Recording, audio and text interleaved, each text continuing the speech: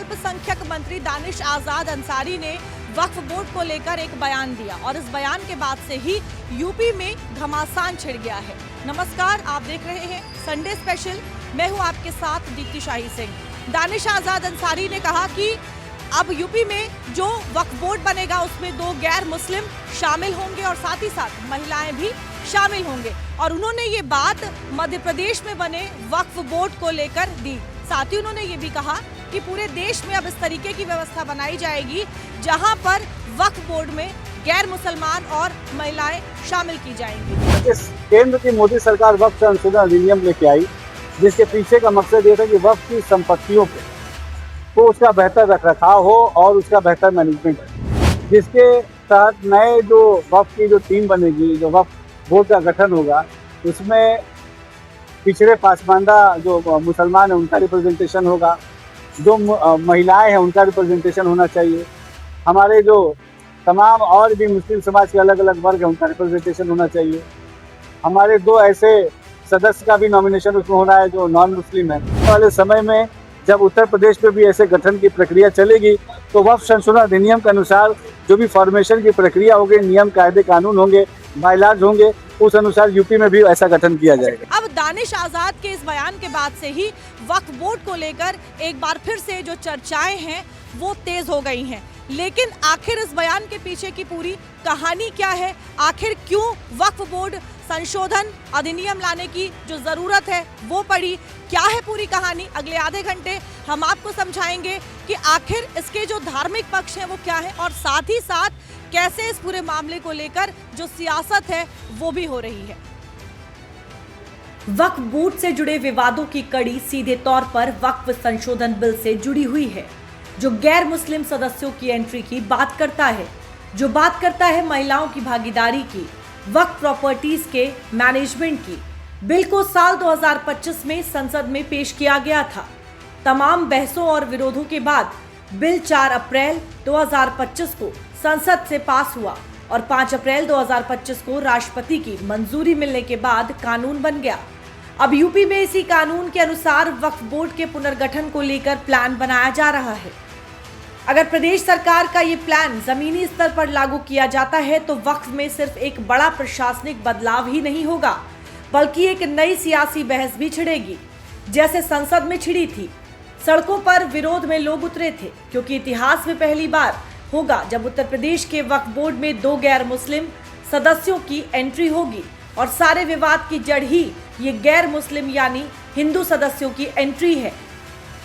आप हुसैन का फिर बिठाइए, कलेक्टर बिठाइए, एक आदमी और रखिए, अब गवर्नमेंट का कोई दिक्कत नहीं है। लेकिन हमें गैर मुस्लिम जो ना हुकूमत का है ना कुछ है, वो बाहर का आदमी अंदर कैसे आ रहा है? भाई गवर्नमेंट का आप आदमी बिठाइए ना लाके। आपको अगर करना ही है तो गवर्नमेंट का लाके बिठाइए, आप IAS IPS कोई अफसर लाके बिठाइए, कोई दिक्कत नहीं। लेकिन आप जो बिल्कुल किसी पद पर नहीं है गवर्नमेंट के, वो लाके अंदर उसमें इंटरफेयर करेगा तो इसको हम बर्दाश्त नहीं करेंगे। देखिए, सरकार का बहुत ही सराहनीय कदम है और सरकार ने वक्फ एक्ट जब कानून बनाया था उस समय भी हम लोगों ने समर्थन किया था, क्योंकि जो वक्फ की प्रॉपर्टियां हैं वो उन पे जो हमारे वहाँ का अशराफ वर्ग के मुसलमान हैं उन्हीं लोगों का कब्जा है। और जबकि वक्फ का जो यूज़ था वो गरीब पसमानदा जो मुसलमान थे, कमज़ोर वंचित समाज के लोग थे, उन लोगों के लिए इसके इस्तेमाल के लिए था। और महिलाओं को भी शामिल कर रहे हैं तो एक और अच्छी बात है, क्योंकि हमारे घर की जो महिलाएं हैं पढ़ लिख के आई हैं तो उनको भी बराबरी का हक है। और हमारा संगठन भी ये चाहता है कि हमें बराबरी मिले, सामाजिक बराबरी मिलनी चाहिए, तो अब तक की हम लोग को नहीं मिली। यूपी में भी धार्मिक से लेकर सियासी गलियारों तक वक्फ बोर्ड में गैर मुस्लिम की एंट्री पर विवाद गहराता जा रहा है। विपक्ष लगातार इसका विरोध कर रहा है, कानून में हुए बदलावों पर असहमति भी दर्ज करा रहा है, साथ ही धार्मिक अधिकारों का हवाला दे रहा है। सुप्रीम कोर्ट ने एक फैसला दे दिया है। हालांकि हम इस बात को कहते हैं कि अभी भी सुप्रीम कोर्ट के उस पूरे फैसले में आधी चीजें स्टे हैं। जब तक चीजों का पूर्ण निर्णय ना आ जाए तब तक राज्य सरकार को ऐसे किसी भी अनुबंध से और नियुक्ति से बचना चाहिए, क्योंकि अगर यही ट्रेंड बना रहा और धर्मांतता में हम ये सब काम करते चले गए तो वो दिन भी दूर नहीं जब काशी विश्वनाथ बद्रीनाथ में भी गैर हिंदुओं की प्रवेश के लिए नई रिट दायर होगी और सुप्रीम कोर्ट बाध्य हो जाएगा उनको करने के लिए। धर्म आपकी आस्था का विषय है, आप अपने धर्म को अपने तरीके से पूजिए, लेकिन आपकी आस्था किसी और के धर्म के अंदर बैठ के जाए ये किसी प्रकार से किसी धर्म के किसी धर्मायुग्मियों ने नहीं बताया है। विपक्ष के आरोपों और धार्मिक छेड़छाड़ वाले बयानों को लेकर सीएम योगी ने सपा पर तीखा हमला बोला है। सीएम ने कानूनी कार्रवाई से लेकर राजनीतिक उठापटक के दौर से होकर गुजर रहे इस मुद्दे पर विपक्ष की सियासत को लेकर प्रहार किया है। वक्फ के नाम पर हजारों हेक्टेयर लैंड प्रदेश में भी और देश के अंदर भी बेची गई। एक भी बार ये लैंड गरीब की थी, कमजोर तबके के लोगों की थी। ये लैंड जिसको गरीबों के नाम पर पट्टा दिया जा सकता था, जहां पर कन्वेंशन सेंटर बनाया जा सकता था, जहां पर किसी राजेंद्र मौर्य जैसे किसी गरीब व्यापारी के लिए दुकानें और व्यापारिक प्रतिष्ठान बनाए जा सकते थे, जहां से वह अपनी प्रतिभा और अपनी कारीगरी का परिचय देकर के दुनिया को देता। इन्होंने वक्फ के नाम पर उस लैंड को कब्जा करवा करके बेच करके और कुछ चुनिंदे लोगों ने वक्फ के नाम पर उस लैंड का वारा न्यारा किया है। एक भी बार कांग्रेस और समाजवादी पार्टी बोली नहीं। सीएम योगी की इस बात का समर्थन करते हुए मौलाना शहाबुद्दीन रजवी बरेलवी ने भी वक्फ की संपत्ति के नाम पर जमीनों के गलत इस्तेमाल और अवैध संचालन का ब्यौरा सारी दुनिया के सामने रखा है। वक्फ बोर्ड की बात की और उसमें खुर्द-बुर्द की बात कही है, खरीदो फरोख्त की बात कही है, मैं उससे 100% इत्तफाक रखता हूँ। चाहे सुन्नी वक्फ बोर्ड हो या शिया वक्फ बोर्ड, इन दोनों बोर्डों के जो जिम्मेदारान थे, इन लोगों ने खूब अपने कार्यकाल में ज़मीनों की लूट की है और पूरे हमारे बुजुर्गों की वक्फ की हुई ज़मीन को बर्बाद कर दिया। जिन लोगों ने ली, उन लोगों ने अपने अपने इलाकों में वक्फ बोर्ड की ज़मीनों का लखनऊ की रेवड़ी की तरह बंटवारा किया है। नए वक्फ कानून यानी वक्फ संशोधन अधिनियम 2025 की बात करें तो इसमें वक्फ बोर्ड के ढांचे को पूरी तरह बदल दिया गया है। नए कानून में साफ बताया गया है कि वक्फ बोर्ड में कितने सदस्य होंगे, किस धर्म, वर्ग और समुदाय से होंगे, स्त्री या फिर पुरुष, इसका भी खास ध्यान रखा गया है। वक्फ बोर्ड का ढांचा देखा जाए तो वक्फ बोर्ड में 2 गैर मुस्लिम सदस्यों का होना आवश्यक है। महिलाओं की भागीदारी को बढ़ाने के लिए बोर्ड में 2 मुस्लिम महिला सदस्यों का होना भी अनिवार्य किया गया है। साथ ही विभिन्न मुस्लिम समुदायों के प्रतिनिधि जैसे पसमानदा को भी ध्यान में रखकर वक्फ बोर्ड का गठन किया जाएगा। बोहरा समुदाय के प्रतिनिधि होंगे और एक अध्यक्ष होगा जो बोर्ड के सदस्यों द्वारा ही चुना जाएगा। सबकी भागीदारी और प्रतिनिधित्व को तय करने के साथ साथ संख्या भी तय की गई है। पूरे स्ट्रक्चर में बैलेंस का भी खास ध्यान रखा गया है, यानी प्रदेश सरकार या कोई भी वक्फ बोर्ड अपने मन मुताबिक सदस्य नियुक्त नहीं कर सकता। नया कानून कहता है कि राज्य वक्फ बोर्ड में 10 से 11 सदस्य होंगे। गैर मुस्लिम की भागीदारी का खास ध्यान दिया जाएगा, लेकिन बोर्ड में अधिकतम 3 गैर मुस्लिम सदस्यों को ही शामिल किया जा सकता है। इससे ज्यादा का प्रावधान कानून में नहीं है। साथ ही हर वक्फ संपत्ति का एक केंद्रीकृत ऑनलाइन पोर्टल के माध्यम से पंजीकरण जरूरी बताया गया है। वहीं यूपी के धार्मिक गलियारों में विरोध के साथ साथ कुछ बातों को लेकर समर्थन भी देखने को मिला है। नए कानून में शामिल किए गए प्रावधानों में सुधारों की मांग भी की जा रही है। सेंट्रल गवर्नमेंट ने वक्फ प्रॉपर्टी को बचाने के लिए कुछ संशोधन किए हैं, मैं उसकी सराहना करता हूँ। ख़ास तौर पर हुकूमत का शुक्रिया अदा करता हूँ कि उन्होंने वक्फ की प्रॉपर्टी को बचाने के लिए, उनकी हिफाजत के लिए एक बड़ा कदम उठाया है।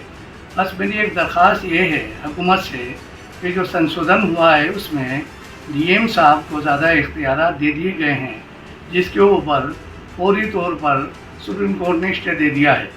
मगर अगर पार्लियामेंट से ही उसमें संशोधन हो जाए और इख्तियारात ये वक्फ बोर्ड को दे दिए जाएँ और वक्फ बोर्ड के ऊपर एक निगरान कमेटी बना दी जाए तो ये मैं समझता हूँ ज़्यादा बेहतर होगा। सेंट्रल गवर्नमेंट ने वक्फ बोर्ड में बहुत सारे संशोधन किए हैं। उसमें एक संशोधन ये है कि वक्फ बोर्ड का जो मेंबर है वो महिलाएं होंगी। तो मैं समझता हूँ कि गवर्नमेंट का ये इक़दाम बिल्कुल सही है, काबिल तारीफ़ है। वक्फ बोर्ड को लेकर जो बहस चल रही है उसमें अब इसका विरोध करने वाले जो लोग हैं वो संविधान के आर्टिकल 25 और 26 का हवाला दे रहे हैं। संविधान का आर्टिकल 25 और 26 धर्म से जुड़ी हुई जो स्वतंत्रता है और साथ ही साथ जो धार्मिक प्रबंधन है उसकी आजादी देता है। लेकिन तमाम ये लोग जो इसका विरोध कर रहे हैं वो कह रहे हैं कि आखिर ये संविधान के जो आर्टिकल है उसके साथ छेड़छाड़ है। वहीं दूसरी तरफ सरकार का ये पक्ष है कि ये जो संस्थान है, वक्फ बोर्ड है, ये महज एक धार्मिक संगठन नहीं है बल्कि एक वैधानिक संगठन है और यहाँ पर बड़ी संख्या में जो जमीन है, जो संपत्तियां हैं, उसका लेन देन भी होता है और यही वजह है कि ऐसी संस्थान में पारदर्शिता बनाए रखना बेहद जरूरी है और ये जो जवाबदेही है ये तय करना सरकार की जिम्मेदारी है और यही वजह है कि सरकार संशोधन को लेकर आई है और अब वक्फ बोर्ड के जो सदस्य हैं उनको लेकर तमाम तरह के जो फैसले लेने की बात सामने आ रही है वो कही जा रही है। अब इस पूरे मामले को लेकर संविधान से जोड़कर जो तमाम विरोध करने वाले लोग हैं वो अपने तर्क दे रहे हैं, लेकिन वहीं दूसरी ओर सरकार जो है इस संवैधानिक संस्था को बेहतर तरीके से काम करे उसको लेकर काम करने की बात कर रही है। मध्य प्रदेश में भी नए वक्फ बोर्ड में गैर मुस्लिम की एंट्री को मौलाना और मुस्लिम धर्मगुरुओं की मंजूरी नहीं मिल पा रही है। विरोध के साथ मौलाना इस्तीफा भी दे रहे हैं। वहीं यूपी में जहां कुछ लोग इसका विरोध कर रहे हैं तो कुछ लोग स्वीकार।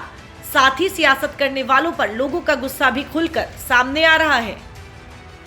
जहां तक वक्फ बोर्ड में गैर मुस्लिम सदस्य की बात है, इसको लेके कहीं कोई नाराज़गी नहीं है। जनता के अंदर कोई नाराज़गी नहीं है। हाँ, कुछ लोग हैं जो इस मुद्दे को हिंदू मुस्लिम मुद्दा बना के, सांप्रदायिक मुद्दा बना के अपनी राजनीतिक रोटियां सेकना चाहते हैं, वो इसका ज़्यादा हो हल्ला कर रहे हैं। आप देखेंगे कि अल्पसंख्यक कल्याण अधिकारी जो होते हैं अक्सर आप देखेंगे ज़्यादातर हिंदू समाज से देखेंगे, तो क्या वो काम नहीं कर रहे हैं? क्या उस अल्पसंख्यक समाज में कल्याण का काम नहीं हो पा रहा? तो ऐसी बात नहीं है। सेकुलर देश है और सरकार की जो भी संस्था है वो सेकुलर होनी चाहिए। वक्फ बोर्ड भी सरकार के अंतर्गत काम करने वाली एक संस्था है, तो उसमें सेकुलरिज्म को ध्यान रख के अगर गैर मुस्लिम सदस्य रखा जाता है तो इसमें कोई बुराई नहीं है। इसका स्वागत ही लोगों ने किया है। इसी बीच बीजेपी नेता और पूर्व मंत्री मोहसिन रजा ने वक्फ के नाम पर हो रहे घोटालों का जिक्र करते हुए सीएम योगी से ऑडिट कराने की मांग की है। उन्होंने वक्फ अधिनियम की धारा 47C का हवाला देते हुए राज्य सरकार से सभी शिया और सुन्नी वक्फ संपत्तियों की आय और प्रबंधन का व्यापक ऑडिट कराने का अनुरोध किया है ताकि भ्रष्टाचार पर रोक लग सके। उत्तर प्रदेश में जब रजिस्टर्ड हुए वक्फ तो 2 लाख से ऊपर थे और आज की तारीख में 1,27,000 सुन्नी और शिया में वक्फ की संपत्तियां रजिस्टर्ड हैं और संपत्तियां कितनी होंगी, अकूत संपत्तियां हैं, उसके बारे में तो कभी दर्शाया नहीं गया। और सबसे बड़ी चीज है, इनसे आने वाली जो इनकम थी, आमदनी थी, उसके बारे में कोई ऑडिट कहीं किसी के पास नहीं है। तो हम माननीय मुख्यमंत्री आदरणीय योगी आदित्यनाथ जी से मांग करेंगे, क्योंकि हम जीरो टॉलरेंस पे काम कर रहे हैं, हमारी सरकार जीरो टॉलरेंस पे भ्रष्टाचार पे काम कर रही है। तो इसलिए हमारी मांग है इस संपत्तियों को लेकर कि वक्फ की जो संपत्तियां हैं उनका ऑडिट होना चाहिए। वक्फ अधिनियम 47C के तहत वो राज्य सरकार को पूरा राइट है, पूरा अधिकार है कि वो सारी संपत्तियों का ऑडिट करा सकती है। बड़े बड़े इदारे जो चल रहे हैं, चाहे वो लखनऊ में हो, कानपुर में हो, गाजियाबाद में हो, मुजफ्फरनगर में हो, सहारनपुर में हो, आगरा में हो, सब जगहों पर बड़ी बड़ी संपत्तियां, बड़े बड़े जो इदारे हैं, चाहे वो आप यहाँ नदवा ले लें या इस्लामुल करके इस्लामुल है, एक इस्लामिक वहाँ पर आगरा में है, तो इनके अंडर में ही 50-50 संपत्तियां हैं। तो ऐसे तमाम से सो कॉल्ड धर्मगुरु हैं जो नेता भी हैं और धर्मगुरु भी दिखते हैं, ये सारी संपत्तियों पर यही लोग बैठे हुए हैं। लखनऊ शहर में खाली 4,000 संपत्तियां वक्फ में रजिस्टर्ड हैं, सुन्नी और शिया मिला के 4,000 संपत्तियां। और छोटी सी बात है कि आप यहाँ से निकलेंगे तो ये लवलेन में चले जाएं, यहाँ आप देखेंगे एक मस्जिद से लेकर और तमाम प्रॉपर्टियां इसकी जो हैं, आप उनका सोच सकते हैं कितना पगड़ी आती होगी। मामूली से मामूली पगड़ी भी अगर आती होगी 50 लाख 1 करोड़ के आसपास, लेकिन वो क्या दर्शाते हैं। तो ये जब ऑडिट कराएगी उत्तर प्रदेश सरकार, आदरणीय योगी जी के नेतृत्व की सरकार, तो अपने आप दूध का दूध और पानी का पानी होगा। 1,50,000 औकाफ, 1,50,000 रजिस्टर्ड वक्फ संपत्तियां, और आज तक कोई आमदनी नहीं दिखाता है। तो इसलिए ऑडिट कराकर हम इसको पारदर्शी भी बनाएंगे और दोषियों को सजा भी दिलाने का काम करेंगे। आप नॉवेल्टी के सामने चले जाइए। दरअसल ये मांग इसलिए भी की जा रही है क्योंकि देश में रक्षा मंत्रालय और रेलवे मंत्रालय के बाद सबसे ज्यादा जमीन वक्फ बोर्ड के पास है। ये देश का तीसरा सबसे बड़ा जमींदार है। वक्फ को आसान भाषा में कहें तो इस्लाम में दान की गई संपत्ति जो धार्मिक, शैक्षिक या चैरिटेबल कामों के लिए इस्तेमाल होती है उसे कहते हैं, और इन संपत्तियों की देखरेख करने वाली संस्था है वक्फ बोर्ड। वक्फ बोर्ड की जमींदारी को इस बात से समझिए कि अकेले भारत के उत्तर प्रदेश राज्य में जितनी वक्फ संपत्तियां हैं वो पाकिस्तान के सबसे बड़े प्रांत पंजाब की कुल औकाफ जमीन से कहीं ज्यादा है। ये दिखाता है कि भारत में वक्फ संपत्तियों का स्केल कितना ज्यादा है। हमारे देश में वक्फ बोर्ड के पास करीब 9,40,000 एकड़ जमीन है। ये इतनी जमीन है कि भारत में सिर्फ रेलवे और रक्षा विभाग के पास ही इससे अधिक जमीन है। इसमें से करीब 1,40,000 एकड़ जमीन पर खेती बाड़ी होती है। लगभग 33,000 एकड़ जमीन पर दरगाह, मजार और मकबरे बने हुए हैं जो हमारी आस्था और इतिहास का हिस्सा है, और करीब 2,000 एकड़ जमीन पर स्कूल चलाए जा रहे हैं जहां शिक्षा दी जाती है। उत्तर प्रदेश में करीब 2,14,000 संपत्तियां दर्ज हैं। ये आंकड़े वाकई में बहुत बड़े हैं, लेकिन करोड़ों वक्फ की संपत्तियां अब भी दर्ज नहीं है। केंद्र सरकार द्वारा वक्फ कानूनों में संशोधन करने का सबसे मुख्य कारण वक्फ बोर्डों की असीमित और अनियंत्रित शक्तियों को नियंत्रित करना था। देश भर में वक्फ बोर्ड के पास मीन का एक विशाल नेटवर्क है जिसे पुराने कानून के तहत मैनेज करना बेहद मुश्किल है। पुराने कानून के तहत बोर्ड के पास किसी भी जमीन या संपत्ति को वक्फ की संपत्ति घोषित करने का एकाधिकार, असीमित शक्ति थी। सबसे बड़ी समस्या ये थी कि बोर्ड के इस फैसले के खिलाफ किसी भी सामान्य सिविल कोर्ट में अपील करने का अधिकार नहीं था, जिससे आम नागरिकों के पास कानूनी सुधार का कोई रास्ता नहीं बचता था। अब नए संशोधन के जरिए इस असीमित शक्ति को बोर्ड से पूरी तरह छीन लिया गया। इसके अलावा इस संशोधन का एक बड़ा उद्देश्य वक्फ संपत्तियों के प्रबंधन में पारदर्शिता और डिजिटलाइजेशन को बढ़ावा देना है। अब तक देश भर में वक्फ की लाखों संपत्तियों का कोई केंद्रीय या डिजिटल रिकॉर्ड मौजूद नहीं था, जिसके कारण बड़े पैमाने पर भ्रष्टाचार, अवैध कब्जों और भूमि घोटालों की शिकायतें सामने आ रही थी।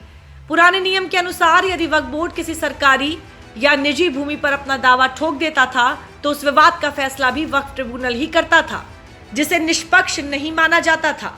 साथ ही पुराने बोर्ड के ढांचे में महिलाओं और समाज के पिछड़ों या अन्य वर्गों जैसे पसमानदा मुस्लिम का प्रतिनिधित्व ना के बराबर था। इन्हीं सब विसंगतियों को दूर करने, बोर्ड में महिलाओं को भागीदारी देने और संपत्तियों का डिजिटल हिसाब रखने के लिए कानून में बदलाव किया गया है। वक्फ बोर्ड की संपत्तियों पर कुछ भी कानूनी कदम उठाने से पहले नामुमकिन माना जाता था, क्योंकि ये एक धर्म से जुड़ा हुआ था, जिसके कारण कोई भी कदम धार्मिक गलियारों में बहस छेड़ देता था। साथ ही सियासी राजनीतिक बहस भी छिड़ती रही है। वक्फ बोर्ड संशोधन अधिनियम 2025 इस समय देश भर में चर्चा का विषय बना हुआ है। खास तौर से अगर एमपी की बात करें तो एमपी देश का पहला ऐसा राज्य बन गया है जिसने वक्फ बोर्ड संशोधन अधिनियम आने के बाद अपने वक्फ बोर्ड का गठन किया है और 2 गैर मुस्लिम सदस्यों को इसमें शामिल किया है। अब इस गठन के बाद से कांग्रेस मध्य प्रदेश के ही एक विधायक हैं जिन्होंने इसका विरोध भी जताया है। हालांकि सरकार की ओर से ये तर्क आया है, ये बातें सामने आई हैं कि पारदर्शिता और व्यवस्था को बेहतर करने के लिए ये जो गठन है, नई व्यवस्था है, वो की गई है। अब बात सिर्फ एमपी तक ही नहीं रह गई है, यूपी में भी यहाँ के अल्पसंख्यक मंत्री दानिश आज़ाद अंसारी ने भी बयान दे दिया है और यूपी में ही भी ऐसे ही बोर्ड के गठन होने की जो बात है वो कही है। उन्होंने ये भी तक कहा है कि देश भर में इसी तरह की जो व्यवस्था है वो वक्फ बोर्ड को लेकर बनाई जाएगी। अब इस बयान के बाद से जो चर्चाएं हैं वो और भी तेज हो गई हैं। यानी एक तरफ तो मध्य प्रदेश में गठन किया जा चुका है नए अधिनियम के अनुसार, वहीं दूसरी ओर अब यूपी में भी इसके गठन की जो चर्चा है वो तेज हो गई है। जाहिर तौर पर अब ये जो पूरा मामला है सियासत के इर्द गिर्द भी नजर आ रहा है, जहां एक और विपक्ष सरकार पर आरोप लगा रही है कि सरकार जो है वो एक धार्मिक संस्थान में धार्मिक मामलों पर जो अपना अधिकार है वो लेना चाहता है। वहीं दूसरी ओर सरकार का कहना है कि ये किसी भी तरह के धार्मिक मामलों से छेड़छाड़ नहीं है, बल्कि एक बड़ी व्यवस्था को सुचारू तरीके से चलाने के लिए जो तमाम चीजें हैं वो की जा रही हैं। वक्फ बोर्ड के संचालन को सुचारू, पारदर्शी और जवाबदेह बनाने के लिए डिजिटलीकरण, कठोर संपत्ति प्रबंधन और सख्त कानूनी सुधारों की आवश्यकता को समाज के लिए आवाज उठाने वाले कार्यकर्ताओं ने भी स्वीकारा है। संशोधित अधिनियम में किए गए प्रयासों को सराहा भी जा रहा है। मुस्लिम समाज की महिलाओं को आत्मनिर्भर बनाने के लिए और पिछड़े वर्ग को जो मुस्लिम समाज से ही आते हैं लेकिन कभी प्रतिनिधित्व करने का मौका नहीं मिला, उन्हें अधिकार दिलाने की भी सराहना की जा रही है। साथ ही महिलाओं के बोर्ड में शामिल किए जाने का विरोध करने वालों की आलोचना भी हो रही है। वक्फ बोर्ड में 2 महिलाएं भी इंक्लूड की जाएं तो मुझे समझ में नहीं आता इस पे क्या बात है, क्योंकि 2 महिलाएं तो सुन्नी शिया दोनों वक्फ बोर्ड में अभी भी हैं, पिछले टर्म से ही हैं, महिलाओं को इंक्लूड किया गया है और ये एक स्टेप है टूवर्ड द जेंडर इक्वालिटी बात को उठाया। जैसे कि हम देखते हैं पंचायती राज में जब महिलाएं आई तो उन्होंने अपने इश्यूज़ को उठाया, तो ये महिलाएं जब आएंगी पसमानदा समाज से आएंगी, अपर क्लास से आएंगी तो अपने इश्यूज़ को उठाएंगी। महिलाओं की भागीदारी की बात की गई है, इसमें मुस्लिम समाज के जो पसमानदा तबका है, जो ओबीसी तबका है, उसको मेंबर बनाने की बात की गई है। गैर मुस्लिम को इसमें मेंबर बनाने की बात कही है, जो नॉन मुस्लिम है या हिंदू समाज या सिख समाज के हैं। तो इससे एक पारदर्शिता ज़्यादा उसको पारदर्शी बनाने का कार्य किया गया है और बिल्कुल मैं समझता हूँ कि अब तक वक्फ प्रॉपर्टियों से जो गरीब लोगों को फ़ायदा होना चाहिए था वो उस तक नहीं पहुँच पा रहा है। वक्फ पे चंद लोग कब्जा किए हुए हैं, उसमें भ्रष्टाचार में लिप्त हैं और अपने स्वार्थ के लिए उसका प्रयोग कर रहे थे। अब उस पर एक लगाम लगेगी। सभी वर्गों के बढ़ते प्रतिनिधित्व और भागीदारी को लेकर जो उम्मीद और भरोसा जनता सरकार पर आज दिखा रही है, उसकी राह इतनी भी आसान नहीं रही है। वक्फ संशोधन अधिनियम 2025, जिसे उम्मीद एक्ट या संयुक्त वक्फ प्रबंधन सशक्तिकरण दक्षता और विकास अधिनियम भी कहा जाता है, उसे संसद में पेश किए जाने से लेकर सुप्रीम कोर्ट के फैसलों तक की एक पूरी लंबी टाइमलाइन है। 8 अगस्त 2024 को पहली बार लोकसभा में पेश किया गया। विपक्ष के विरोध के बाद संयुक्त संसदीय समिति यानी जेपीसी को भेज दिया गया। अगस्त से दिसंबर 2024 के बीच जेपीसी ने देश भर में विभिन्न पक्षों से सुझाव और प्रतिक्रियाएं जुटाई। इसके बाद 29 जनवरी 2025 को अंतिम रिपोर्ट को मंजूरी दी। 3 अप्रैल 2025 को संशोधित विधेयक लोकसभा से और 4 अप्रैल को राज्यसभा से पारित हो गया। 5 अप्रैल 2025 को राष्ट्रपति की मंजूरी मिलने के साथ ये कानून बन गया और 8 अप्रैल को केंद्र सरकार ने इसे लागू कर दिया। इसके बाद 6 जून 2025 को वक्फ संपत्तियों के डिजिटल पंजीकरण और पारदर्शिता के लिए उम्मीद पोर्टल लॉन्च किया गया।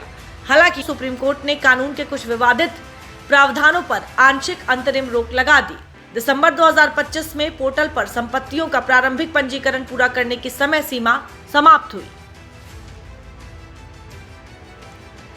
राज्यों और केंद्र शासित प्रदेशों को वक्फ ट्रिब्यूनल के माध्यम से डेटा अपलोड करने के लिए अतिरिक्त समय दिया गया है। ये मामला अभी भी माननीय सुप्रीम कोर्ट की संवैधानिक पीठ के समक्ष विचाराधीन है, जबकि सरकार कानून के गैर विवादित हिस्सों जैसे डिजिटलाइजेशन और ऑडिट को राज्यों के सहयोग से आगे बढ़ा रही है। बोर्ड के गठन की प्रक्रिया भी शुरू हो चुकी है। मध्य प्रदेश पहला ऐसा राज्य बना जिसने नए कानून के मुताबिक नए वक्फ बोर्ड का गठन किया और अब उत्तर प्रदेश में भी नए वक्फ बोर्ड के गठन की तैयारियां तेज हो गई हैं।